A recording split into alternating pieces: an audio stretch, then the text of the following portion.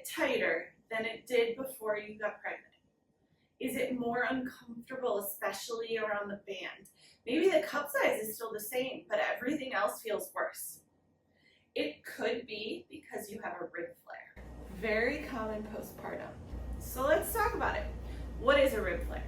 So when you're pregnant, as the baby grows, your body needs to make room, okay? Ideal situation is our ribs are stacked nice and neat over our hips. But as your belly expands, the hips will tip and the ribs might even flare and open in the front, okay? That can be a lot of times why we feel super uncomfortable and get a lot of pain in our low back during pregnancy. Maybe why we have so much tension here, because we often try and counter it. What'll wind up happening too is that will create a lot of tightness and tension back here as well.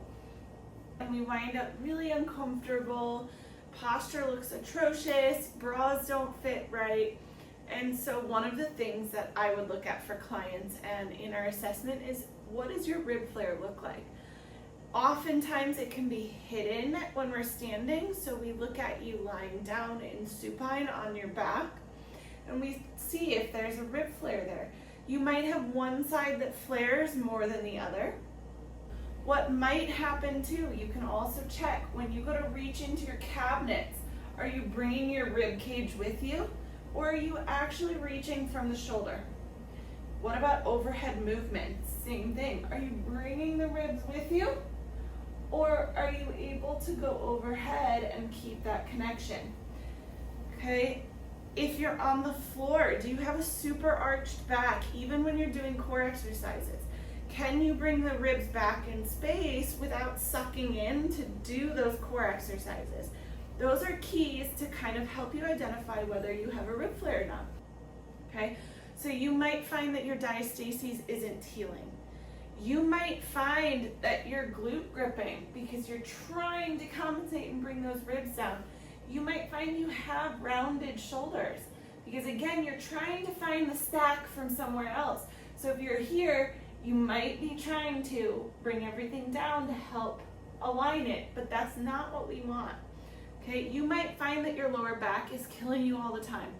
Maybe it only hurts when you get out of a chair or off the floor. Those might be indications that you're here and you're using those back muscles all the time instead of using the core and the glutes and the hips to help lift you up out of that seated position. Okay, so that rib flare could be contributing to all of those things. A lot of times it's not the only factor, but it can be an easy fix, and it can be identified easily by things like that bra fit, some of those other things not healing or constantly hurting. Things that we can do to help bring that rib flare back down is breathing into your back. Think like child's pose or deep squat breathing. I'm gonna have a workout come out tomorrow that you guys can check out that will help as well. It has a breathing drill, it has some exercises. We wanna be able to bring the ribs back without, again, sucking in or clenching the glutes. We wanna bring the right length to the core to help it work a little bit better and help hold those ribs down. You're gonna need to get some shoulder mobility and work through that range of motion without always bringing your rib cage with you. Okay, so if you are somebody who feels tighter around your bra than you did pre-pregnancy, you might have a rib flare, and it might be a good idea to start looking into fixing that rib flare.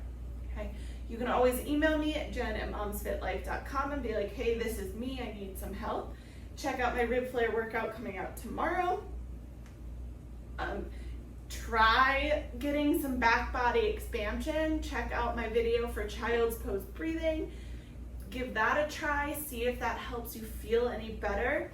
And let's bring those ribs back to where they belong and help get those bras fitting a lot better. Have a great day and don't hesitate to reach out. I look forward to seeing you guys next time.